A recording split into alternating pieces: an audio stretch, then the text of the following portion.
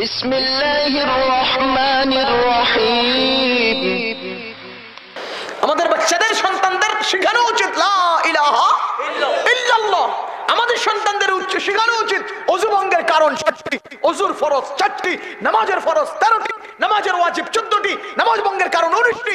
সন্তানকে শিখাবো এটা, কিন্তু আজকে আমরা সন্তানদেরকে শিখাই মন মানে না অর্থ দেরি সয় না।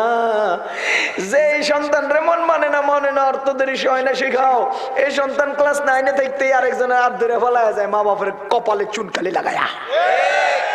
তুই তো ঠিক আছে তো, এটা করবে কি? নিজের পকেটের টাকা খরচ করে সন্তানদের সুদখোর বানায়। এই স্কুলের কোচিং ফি দেয়, উস্তাদের শিক্ষকের বেতন দেয়, এরপরে সুদী অঙ্ক শিখায়। ড্রাইভারি শিখাইলে বড় হলে ড্রাইভার হয়, টেইলারিং শিখাইলে বড় হলে টেইলার হয়। কথা বল, সুদী অঙ্ক শিখাইলে বড় হলে কি হবো? সুদ করে হইব। আপনি কি করলেন? নিজের হাতের টাকা দিয়া, নিজের পকেটের পয়সা দিয়া ফোলারে সুদখোর বানাইলেন। এরপরে আবার বড় হয়েছে, এর ফলায় বাপের খালি কষ্ট দেয়, বাপের খালি মাইর দেয়, বাপার উপরে জুলুম করে। আমগরে হুজুর কানে কানে এসে কো, হুজুর আম্মা আব্বার পক্ষে একটু ওয়াজ করেন, মা বাবার হক লইয়া একটু ওয়াজ করেন, ফুলার ঠেলা নিয়ে আর টিকতে পারতাছি না বলে। হ্যাঁ, এরপরে আমরা বইয়া লম্বা ওয়াজ দেই, একেবারে চোখের পানি কান্দায় নি।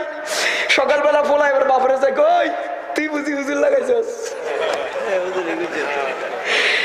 বাপে সন্তানকে বুঝানোর জন্য হুজুরের কয় ওয়াজ করেন, হুজুরে ওয়াজ করছে আর বলে আরো খেপা।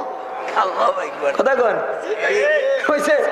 এক দোস্তের বউ এরে খুব মানে, আরেক দোস্তের বউ এর মানে না, খালি ঝগড়া করে, খালি ঝগড়া।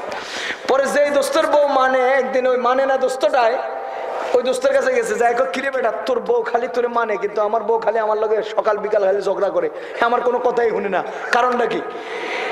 বিলাই মারছি। বিলাই কি বিলাই মারছস?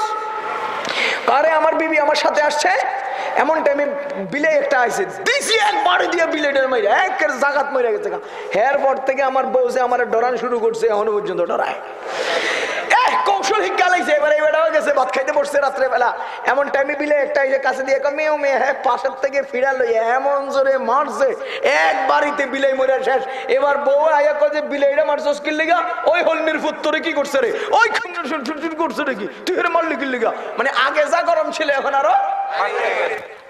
এবার হ্যাঁ কোন রকম ধরে কয় কিরে দোস্ত তুই মারছস আর তোর বউ ডরায়, আমি মারছি আর আমার বউ যে আরো খেপা। কাল গাধা গাধা, আমি প্রথম দিন মারছি, তুই তো পুরান করে লাইছিস, আর মারলে আর দোষ। আমি কোন দিন মারছি?